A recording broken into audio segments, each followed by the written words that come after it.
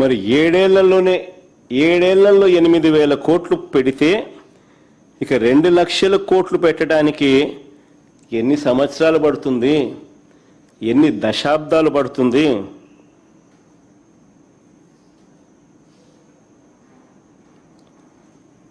ఈ లెక్కల ప్రకారం చూస్తే అందరూ కూడా ఆలోచన చేయాలి ఈ విషయాలన్నీ కూడా.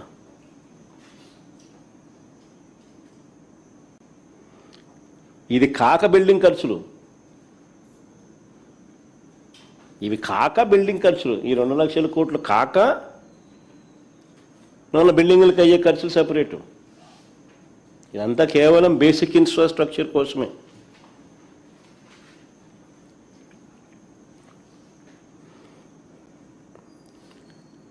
ఆశ్చర్యం ఏమిటో తెలుసా? కేవలం ఆ రాజధాని అమరావతి అనే ఆ ప్రాంతంలో కేవలం రోడ్లు వేయడానికి, కేవలం కరెంట్ వేయడానికి, కేవలం డ్రైనేజ్ చేయడానికి, వ్యవస్థ క్రియేట్ చేయడానికి, కేవలం నీళ్ళు ఇవ్వడానికి ఇంతింత డబ్బులు ఇక్కడ ఖర్చు చేస్తూ పోతే రాష్ట్రంలో ఇక సంక్షేమము, రాష్ట్రంలో ఇక అభివృద్ధి, రాష్ట్రంలో ఇతర ప్రభుత్వ బాధ్యతలు, వీటి పరిస్థితి ఏమిటి?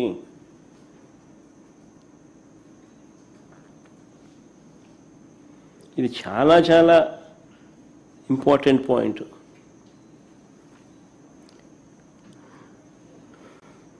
నిజంగా ఇప్పటికే చంద్రబాబు నాయుడు గారు తన స్కాముల కోసం అమరావతి మీద చంద్రబాబు నాయుడు గారు అప్పులు తెచ్చి అమరావతి పేరిట స్కాములు చేస్తూ చంద్రబాబు నాయుడు గారు కుమ్మరించడం వల్ల దాని ప్రభావం ఇప్పటికే రాష్ట్రం మీద కనిపిస్తూ ఉంది. ఇప్పటికే మీరు గమనిస్తే రాష్ట్రంలో నాడు నేడు పనులు ఆగిపోయాయి. స్కూళ్ళు, హాస్పిటళ్ళు పట్టించుకునే నాతులు లేడు.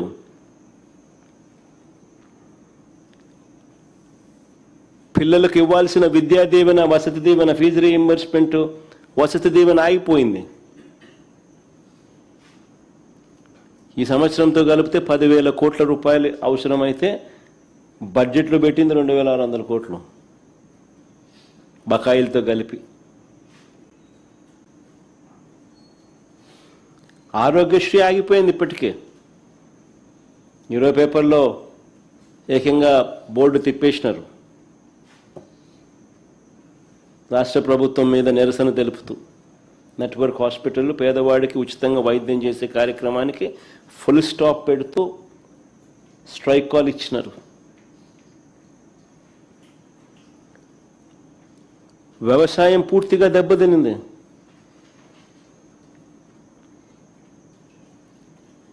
రైతులకు ఏ పంటకు గిట్టుబాటు ధర రాని పరిస్థితి, కనీసం ఇంటర్వ్యూన్ అయ్యే పరిస్థితి లేదు. ఉచిత పంటల బీమా గాలికి ఎగిరిపోయింది. ఇప్పటికీ ఆర్బీకేలు నిర్వీర్యం అయిపోయాయి. ఈ క్రాప్ జరిగిందా లేదా పట్టించుకునే నాతులు లేడు. మెడికల్ కాలేజ్ పనులు పూర్తిగా ఆగిపోయాయి.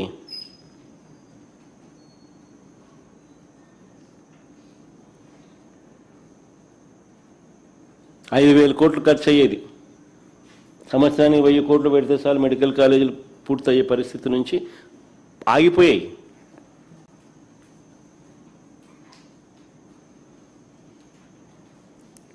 మా పథకాలన్నీ, మా ప్రభుత్వ హయాంలో ఉన్న పథకాలన్నీ ఇప్పటికే రద్దయిపోయాయి.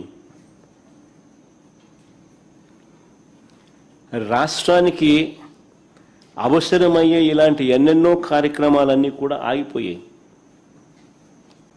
చివరకు చంద్రబాబు ఇచ్చిన సూపర్ 6, సూపర్ 7 హామీలకు కూడా మోసాలుగా మిగిలిపోయాయి.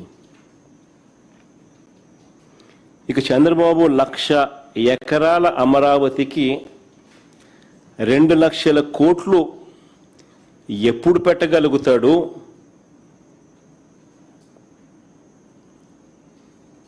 ఎలా పెట్టగలుగుతాడు?